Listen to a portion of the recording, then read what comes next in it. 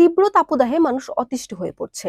তাপদাহ থেকে মুক্তি পেতে সরকার এবং পরিবেশবিদরা যখন গাছ লাগানোর বিষয়ে গুরুত্বারোপ করছেন, ঠিক সেই মুহূর্তে পটুয়াখালীর কুয়াকাটায় 60 নং লতা চাপলি সরকারি প্রাথমিক বিদ্যালয়ের 15টি বিশাল আকৃতির গাছ কেটে ফেলার অভিযোগ উঠেছে। এসব গাছ কাটার ক্ষেত্রে সরকারি কোনো বিধি বিধান মানা হয়নি বলে অভিযোগ করেন স্থানীয়রা। কুয়াকাটা পৌরসভার সড়ক সংস্কারের নামে গত শনিবার ও রোববার এসব গাছ কর্তন করে সমেলে নিয়ে যাওয়া হয়েছে।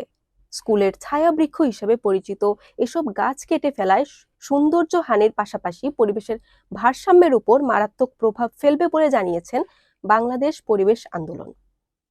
কর্তন করা এসব গাছের মূল্য প্রায় 3 লাখ টাকা বলে জানিয়েছেন স্কুলের অভিভাবক এবং প্রাক্তন শিক্ষক শিক্ষার্থীরা। কেটে ফেলা এসব গাছ নামমাত্র মূল্যে বিক্রির অভিযোগ রয়েছে স্কুল কর্তৃপক্ষের বিরুদ্ধে।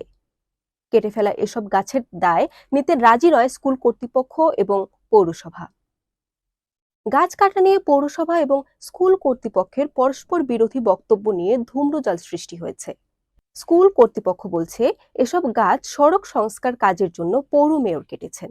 অন্যদিকে পৌর মেয়র বলছেন গাছগুলোকে স্কুল কর্তৃপক্ষ কেটেছে।